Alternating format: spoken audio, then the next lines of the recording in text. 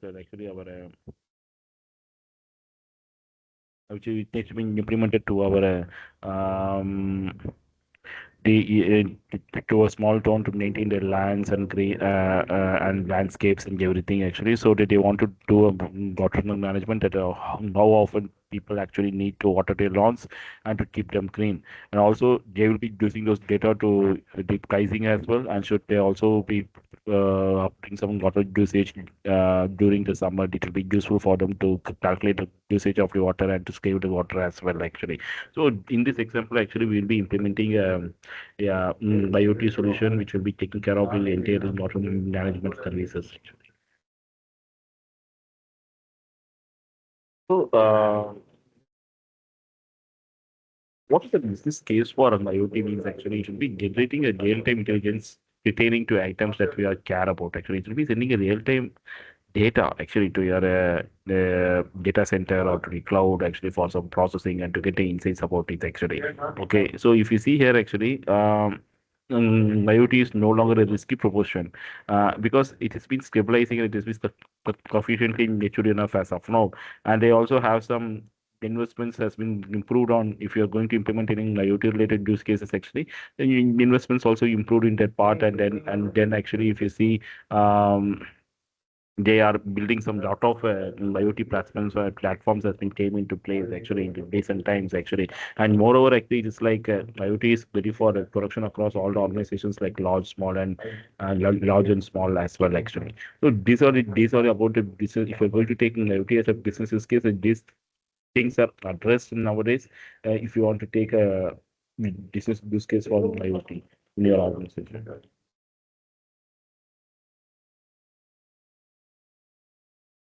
Okay. So if you see this actually IoT for consumers and businesses actually there are two types like device characteristics and consumer versus the business implementations actually. Like in device characteristics, so what kind of device characteristics an IoT device should possess means actually it should be connected to the internet, it should be securely connected, and it should have a smart features, and it should have communication capabilities, and it should be configurable, and it should also be programmable. So these, if you are going to use any devices for IoT use cases, these device characteristics are mandatory actually. And then if you see what are the consumer versus business implementations actually means the intentions and goals and data analytics. Okay. So in this case, actually, if you see here, actually the intention and goals has to be given without any confusions to implement an IoT side, and also the data analytics has to be stipulated by the client actually that they want this kind of data from this type of analytic data which we got from them actually, from the sensors. Okay, what are the strategies for implementing IoT actually? So usually if you are going to implement an IoT solution or an IoT use case, actually you should consider two things. The one is the process consideration and another one is a design consideration actually. Okay, in process consideration, we will be having a short and long term goals, and it should be that like we need to tell them in a very good way that actually these are my short-term goals and these are my long-term goals which need to be achieved actually. And it should be a phased approach. It should not be like a full approach for like we are developing our websites and all actually. No, it should not be like that.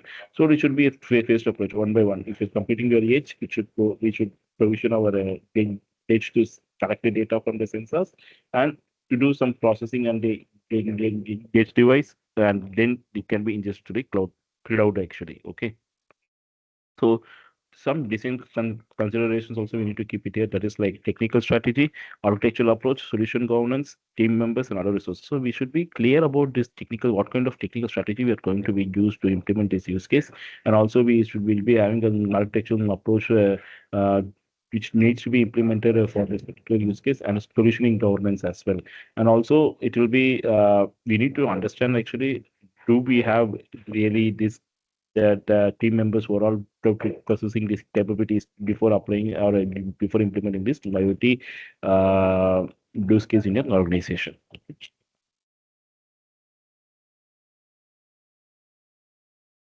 Next is actually like the business case investigations. Like actually, we have a industry we have two things actually here: industry adoption and fitting IoT to your solution. Actually, in this industry adoption, actually, if you see, we have broad spectrum support for IoT, and fitting IoT to your solution. Actually, we have varied business drivers, common architectural approach like this. Actually, okay, so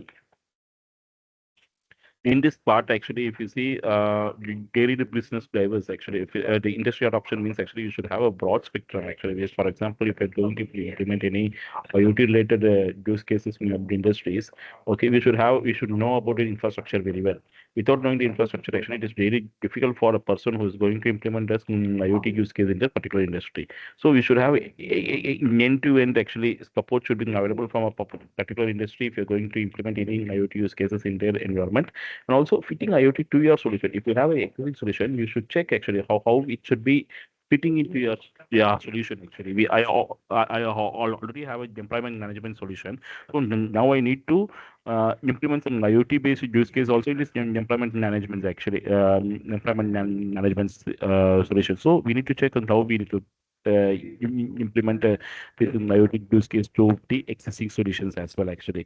Okay, varied business drivers and common approach are two things we need to consider if you're fitting your IoT to your existing solution.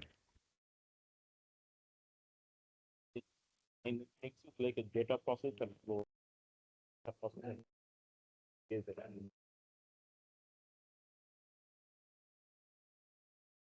data processing and flow the way that data is sitting from a line.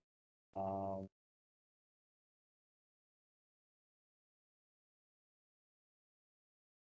like actually, if you have an IoT solution, actually, it's all about the like the data can be flowed from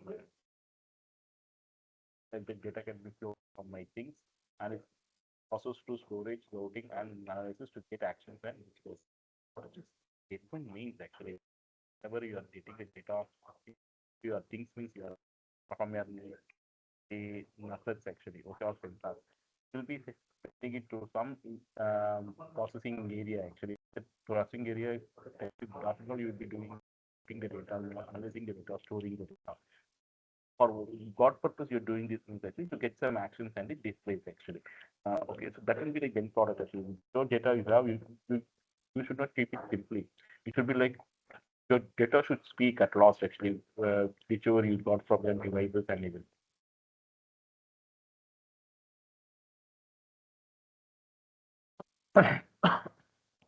And so this is about like this actually that IoT solution is all about the data and it includes storage, routing, analysis. So for storage, it includes different locations for storage needs, routing makes decision on what data should go to which target and analysis. Transforms inputs to outputs to produce insights while measuring those actions and displays. Report on the data and trigger actions based on the data, either pre-analysis or post-analysis. So as we discussed earlier in my last slide, actually, these are in actions we are taking care of here. And then so this is how the data flows from your things to insights and insights to science actually here in IoT architecture. So this is my actually core subsystem of an IoT architecture. This core subsystem of an IoT architecture the things part actually, if you see here actually, the data will be the only the IoT devices and cloud gateway will be there. Okay, so whenever the data will be received in your IoT devices, position and send data from device to cloud, it will be sent to my cloud gateway, which is an IoT hub. From IoT hub, the data can be or stored in different formats. Like here, sent to analytics and goes in a different. But here actually, if you see, we can store data for indicators like streaming data, because the data can be used for the data storage actually. Okay. And then if you see here actually from this business integration actually the data will be moving to your UI and reporting tools actually. Okay, so in this UI and reporting tools, so in this UI and reporting tools, you can be able to visualize the data and the learning as well. So these are the three sections which has been divided actually into three sections like things, insights, and activity. This data we receive from the assets will be aggregated to my cloud, will be sent to my IoT app, and from there actually it will be sent to my insights to process some data to store and to routing, and then it will be go to some of the actionable items like business integrations and then to my UI and putting it as well. So that is the core subsystem of the entire IoT architecture actually, and it's also called a lambda architecture as well. If you see it. So if you see here, Azure, these are some of the services in Azure actually, which will be supporting your entire end-to-end IoT implementation actually. Okay, so some of the things we have two types of things like a SaaS solutions and SaaS solutions actually. In this SaaS solutions actually, the Azure IoT solution accelerators will be having a device support also. Will be having like a Azure IoT device SDK will be there. Azure IoT certified devices, a security program for Azure IoT. You want to develop any kind of a customer service solution for you, you can make use of the IoT device SDK, and you can make use of you can be able to create supporting software. Also in IoT, actually, we have the SaaS based the Azure IoT Hub, Azure Map, Azure IoT Hub, which we are going to see today, Azure Travel, etc. These many things are available. And if you go for data analytics side and visualization part, we have like data lake, Cosmos for data analytics, and HP Insight we have, and in visualization part we have Power BI, Azure Data, or Azure Analytics. So these are some of the services and technologies that is available in our Azure ecosystem. If you want to implement a IoT solution in Azure actually. So this is actually the detailed version actually. So what are the things Microsoft is offering here actually? Okay. So if you see here actually, if you see here from IoT edge devices actually, okay, and from IoT devices, this there inside which we have been done using the bulb device part will be coming under the device. They will be sending the data without the device. Actually, this entire architecture will be sending the data to my cloud gateway, which is nothing but Azure IoT Hub. And from there, I think the data will be sent to data transformation layer to my POM pod store. POM pod store is nothing but actually it will be having all the real-time ingested data. And from there, actually, the real-time ingestion data will be sent to my stream processing, and it can be taken as an input from the POM pod store also.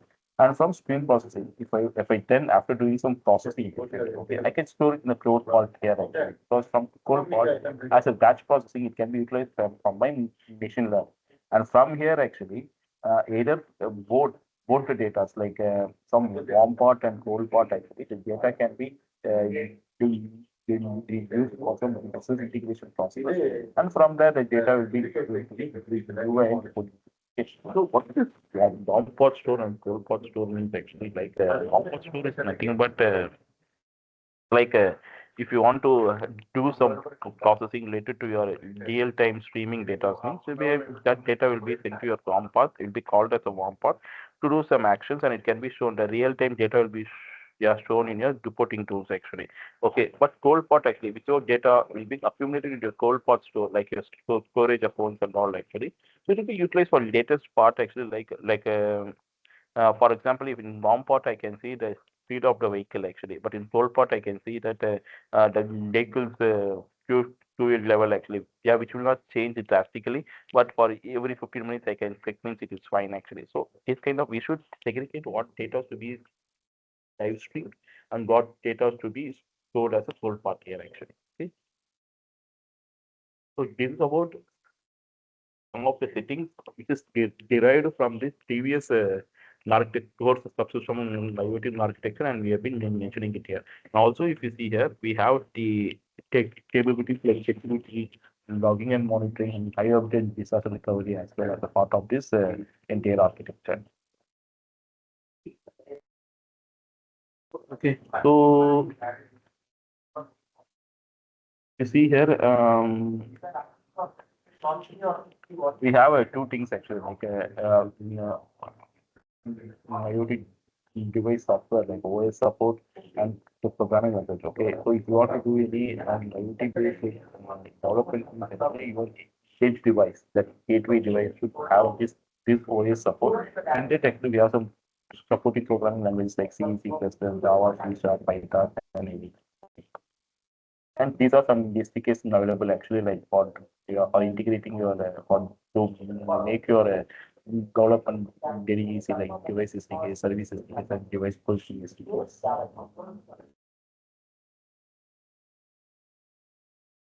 So next we are going to see about in this actually we have IoT app actually. So that only we are going to see here actually. So what is the Azure IoT app? In Azure IoT app,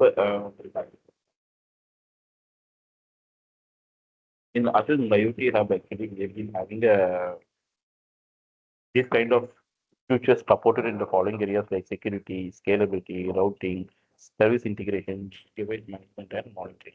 So these are available. So first of all, what's in the Azure IoT hub actually? Okay, so in this actually, in this Azure IoT Hub actually, what it will mean? It will access a cloud gateway. If you see this diagram, it will access a cloud gateway, which takes the data from an IoT edge and IoT devices, where this IoT edge and IoT device will be provisioned inside this IoT Hub, which will be explained to you guys actually in a detailed way in my demo period actually. Okay. So next actually we're going to see what are the features of Azure IoT Hub device provisioning service. We have a service called provisioning devices. We have a service called device provisioning actually. So in these features actually, if you see secure attestation will be there, and enrollment list will be there, allocation policies will be there, monitoring will be there, and multi-hub support also will be there for device provisioning. Multi-hub support means for single device provisioning, you can connect in a number of multi-hubs actually, and you will have a secure attestation using your X509 certificates actually. And we have a dedicated allocation policies and enrollment list as well. Okay. So this is the entire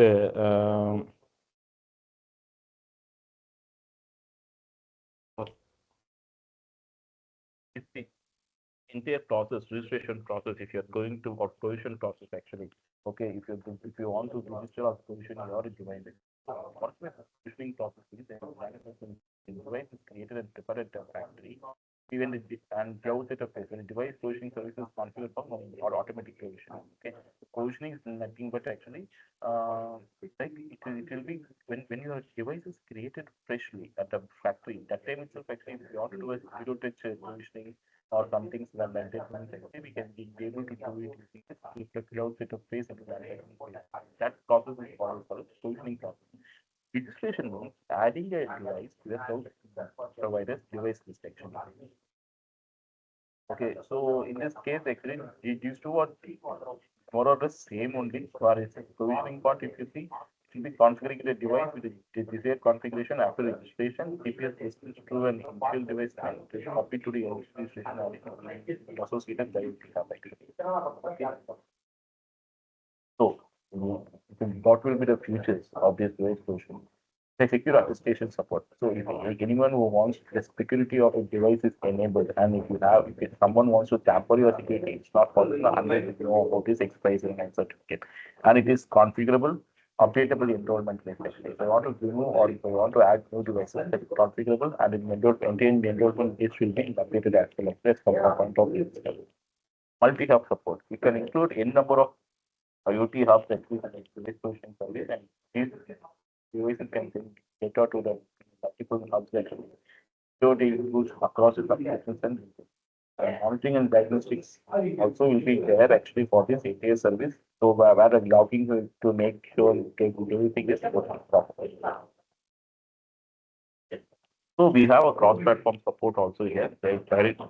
See if it's like actually like a wide variety of SDKs across multiple languages. Okay.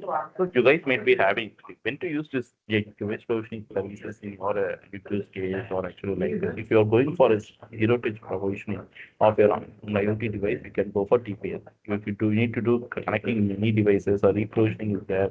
If you want to download the keys that security keys to your devices actually, and you want to do some load balancing between your network and device actually. During this time only, we can go for device versioning services. Before that, but if you're not using any of these ones, please do go for GPS.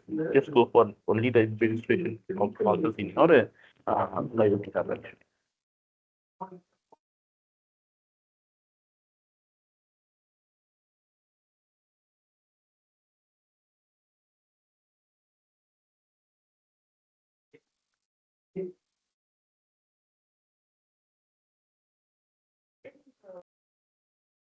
Okay, if you see here, I can device versioning service concept. These are device versioning service operations endpoint and device versioning endpoint, linked IoT hub, communication policy, enrollment, registrations, and operations actually. Okay, so in this like, service operations endpoint, which is used for managing GPS and following enrollment section. Okay, whichever the GPS you have been created and the enrollment is which you have been created inside a GPS, for that actually service of operation endpoint is required. And the device versioning endpoint actually.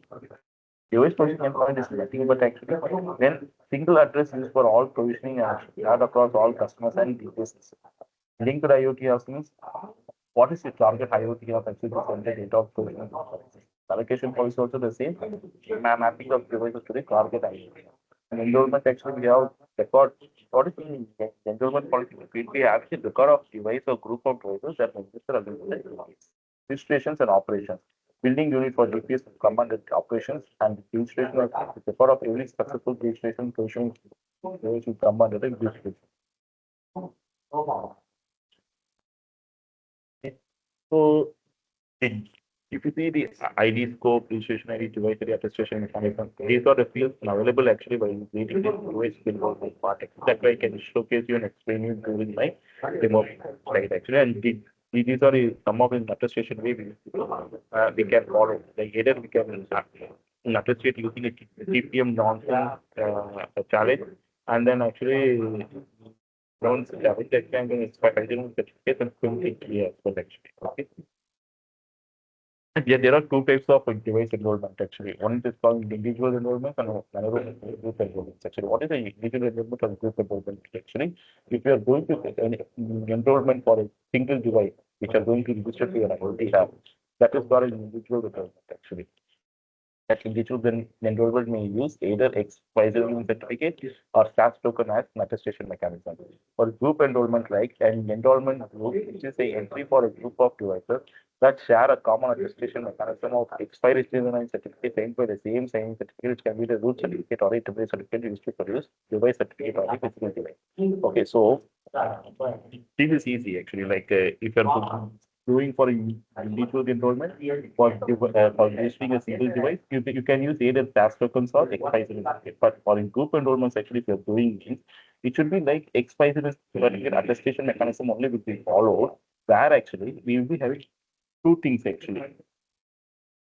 Okay, like actually, it can be the goods certificate will be present and be created, and based on the goods certificate, actually, intermediate certificates will be created, and it will be used to produce device certificate of the physical device. So that we will be having a clean layer of X509 certificates has been created for a group enrollment. So it will be really what it will actually secure, and your certificates are can't be tampered and easily at any way actually.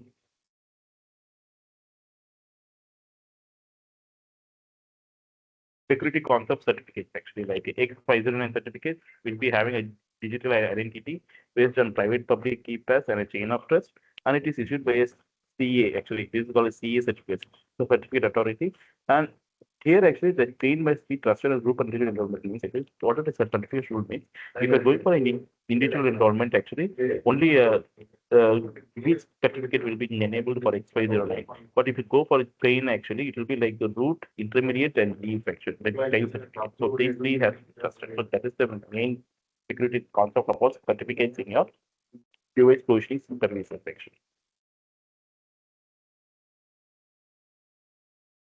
Okay, so if you see here in security concepts, hardware,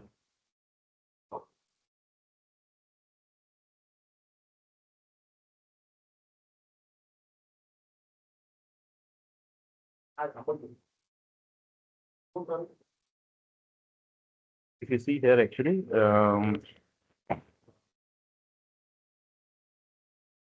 between the concepts hardware like we have actually HSM, TPM, and actually we have two types of hardware keys for the TPM, actually like endorsement key and storage root key. So these keys will be matching up with your if you're doing some provisioning or connectivity between your devices, actually with your hardware part for device provisioning, these keys will be matching your good certificate or intermediate certificate, which is there in your devices actually. Okay. So now it is called data provisioning behind the scenes. For example, if I have device provisioning services actually, okay, it will be sending the data to my device, and from device actually, it will be sending to my again to device provisioning service that your data has been authenticated. And here actually the exchange of keys will happen. I will go to my IoT hub for the confirmation. The IoT hub will be sending the confirmation to my device provisioning services stating that we are connecting to my actually the correct device only. So once this authentication completed, it will be sending to and fro data from IoT hub to device and device to IoT hub actually. Okay, so this is the flow of DGPS of not of provisioning actually, which is happening behind the scenes between the device and the IoT hub, which is having DPS in the input. So these are some of the sample auto provisioning and responsibilities. Okay, so for example, if I have manufacturer of a device, actually, for example, I will be encoding an identity and registration number will be sent to my device. From here, actually, I will be providing the device identity to my operator as well. So from here, actually, what will happen? My operator will be sending the auto provisioning link to my GPU. My GPS will be sending to my hub. From there, actually, and also my operator ask for enrolled device identity, and also it will be sending for it booting up and register. Once this booting up and register happens, it will be asking for boot and deploy registration software, and then it will be registering the device and sending the data to the device ID and the IoT have connection. So what is three things that happen?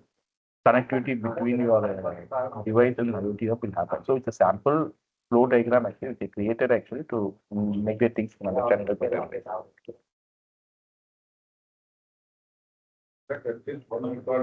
So next is we are going to see about the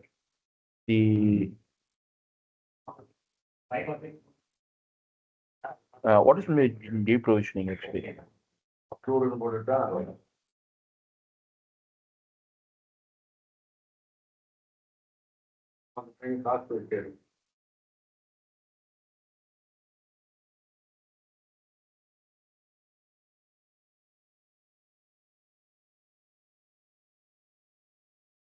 So what is deep provisioning means actually?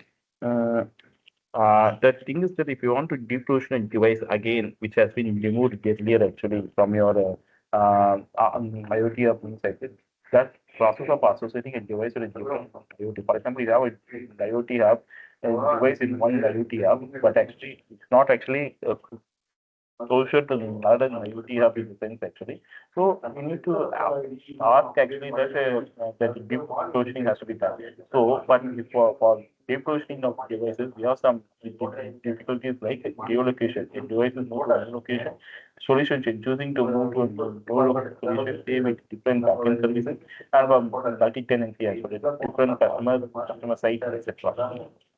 So these are the reasons for the deprovisioning of these devices actually. How to deprovision that device is already there in the existing IoT hub or no IoT hub actually. So these are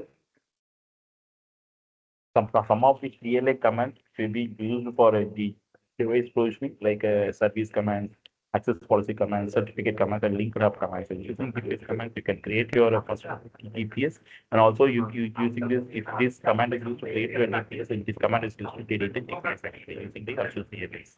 And then if you see here, then if you see here actually, we have a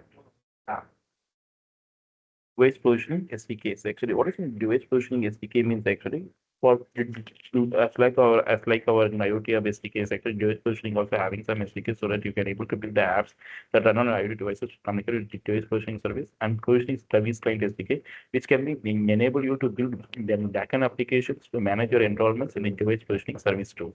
So, what are the additional tools we have actually for this device positioning part. Actually, if you see, we have a to make our work easy, we have a expiration certificate generator. Using this generator, you can able to generate your intermediate certificates, which is assigned with your group certificate and will lead certificate as well. And TPM. TPM is trusted platform model simulator actually. Okay, it is there in your hardware. So once you get these two things, it will be really useful for you guys to do a simulation part, whether you are going in the correct path or not actually. So, from this actually I'm been completing the theoretical part of the device positioning services and IoT hub and what is IoT and all. So now I'm moving towards the demo part. If you see here, okay,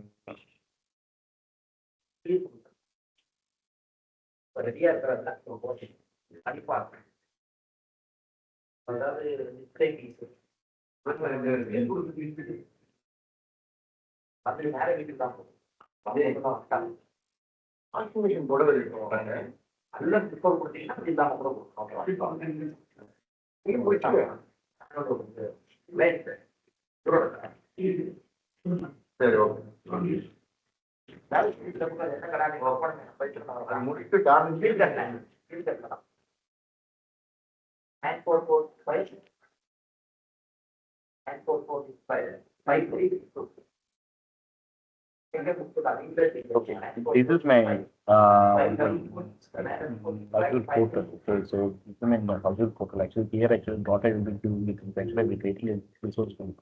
Okay, I will creating this is including resource group like IoT demo like that. Okay, so in this IoT demo,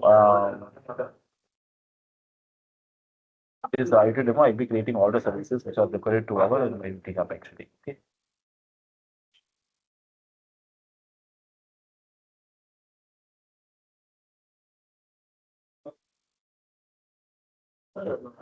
So next we got our resource group actually. So in this resource group, I'm going to create two services.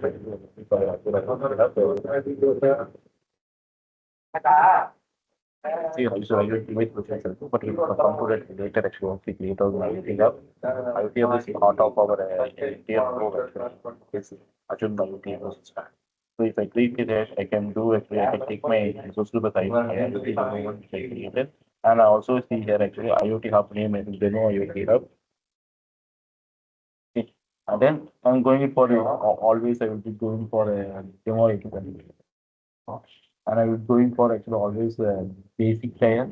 Okay, and then actually if you go for networking, no issues. Actually, you can go for public access as of now, unless you don't have any restrictions related to endpoints, and then add-ons, and then tags, and this I'm creating this MyIoT hub actually, so that I can explain you what is there inside this MyIoT hub as well. Okay.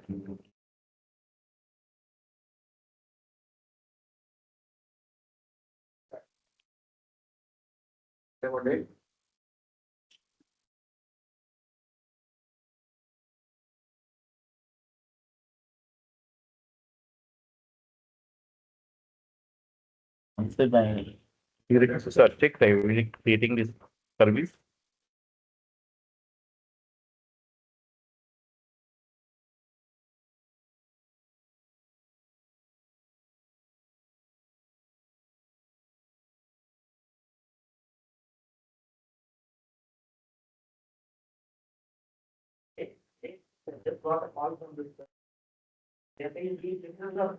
Okay, so also deployment is completed. Actually, we can able to see a IoT hub which will be created here actually.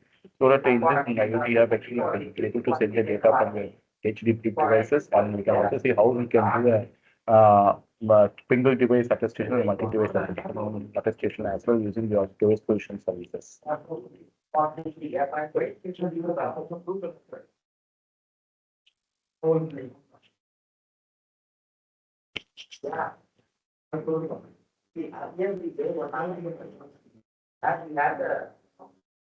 Take some time for 2 to 3 minutes.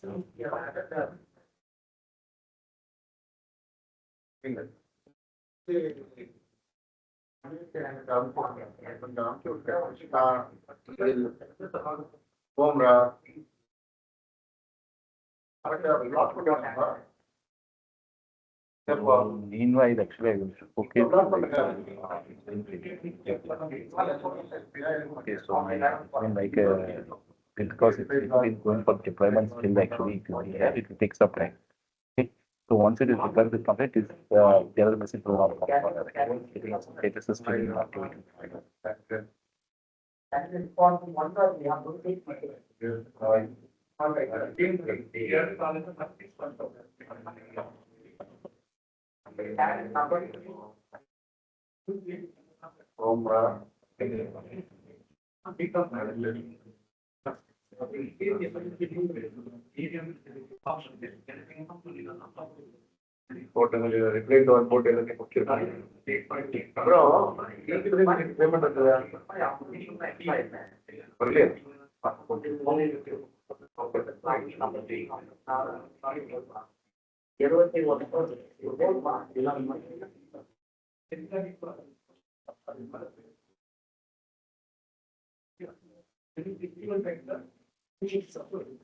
Okay, now if you see that deployment got completed actually.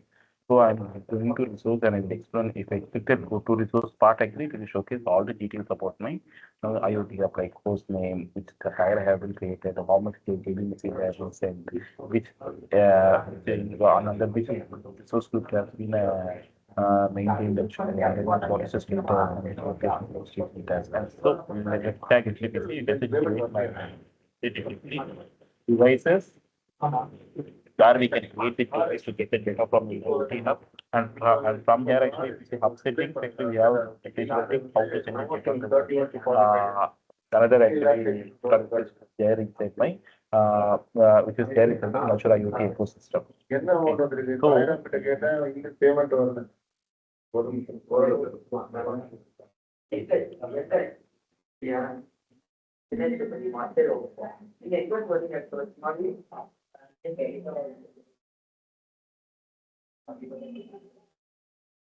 And then actually, if you see, once my IoT app is created, I'm going to create a device provisioning service. Okay, so I look here device provisioning service, create a device provisioning service. So here actually it will be asked for my resource group. I'll take the IoT demo resource group and give. I'll just give demo DPS 123. DPS is device provisioning service. Some name I can for particular region. And networking will be public access management tags.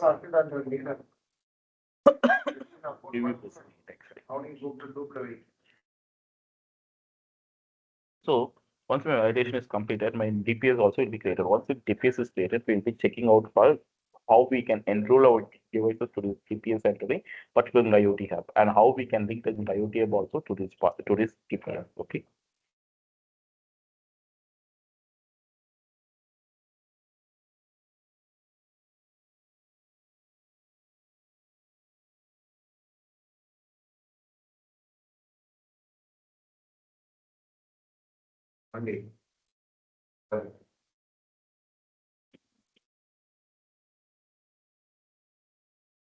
So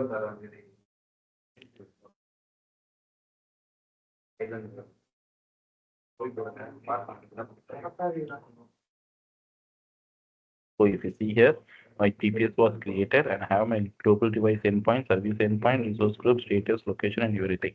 Okay, so here actually, here I will have an option called link IoT hub section. So here we need to go and we need to add my IoT hub, whichever we have been created earlier.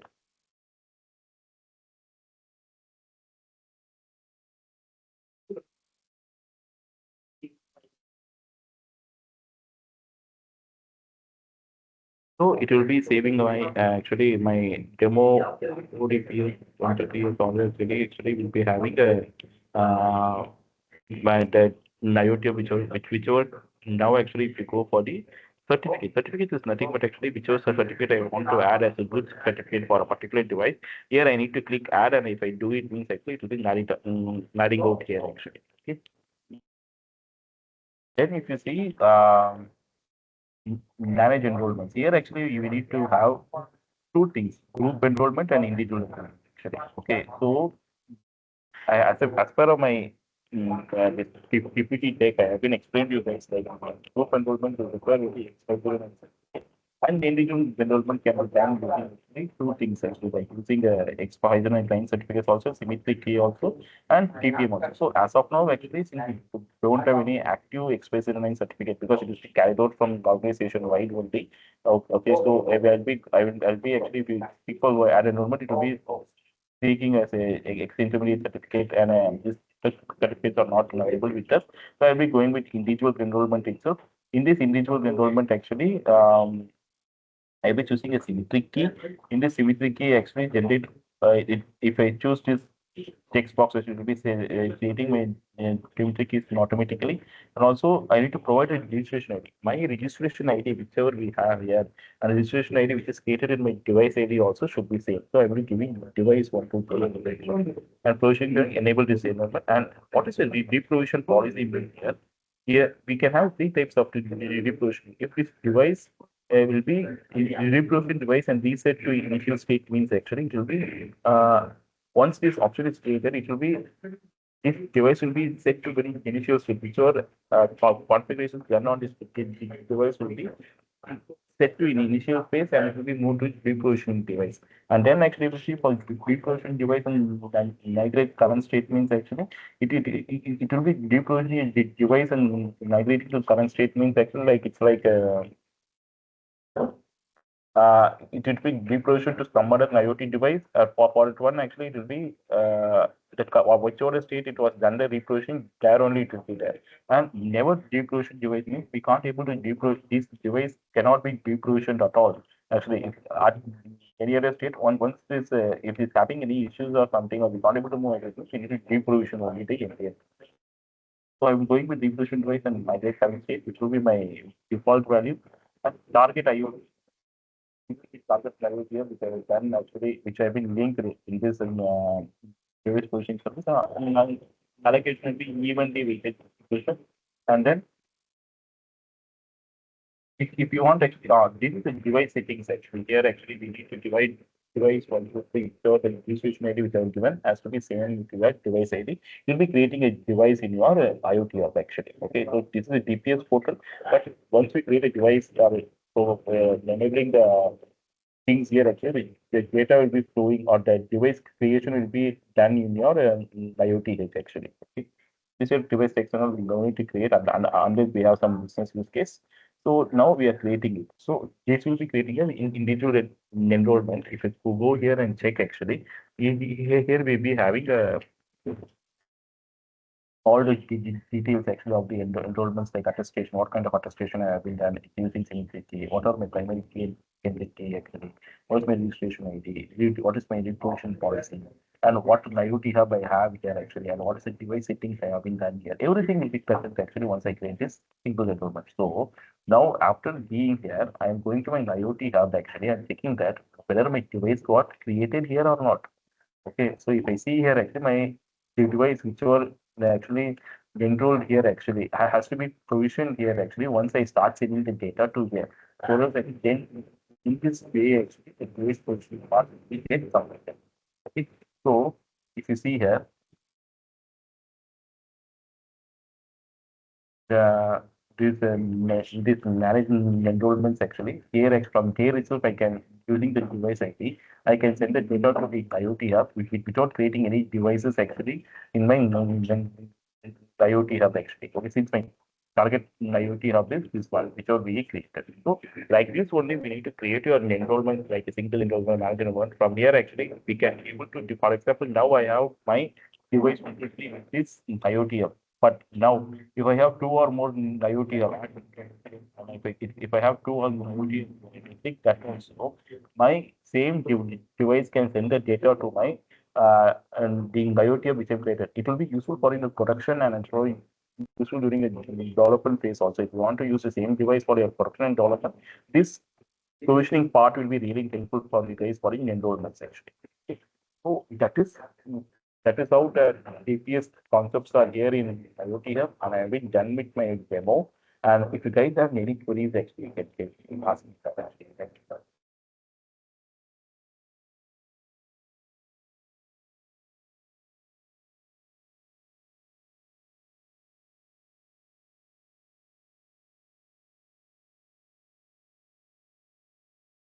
Hello. Is my voice is audible, guys? Yes, yes, you're audible. There is Yeah. some noise in the background, so it's Okay. but we can still hear you.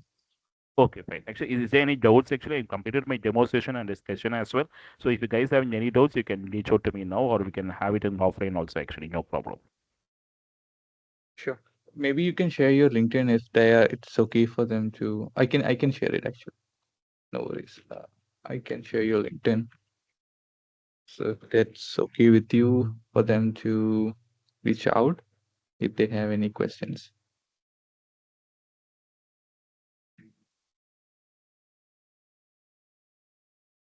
Right? If you have any doubts related to Azure IoT or Azure IoT about those, actually, you can reach same so that I'm happy to get you to this session. And thank you guys. Thank you so much. And this is my LinkedIn ID as Suraj has been posted in the chat.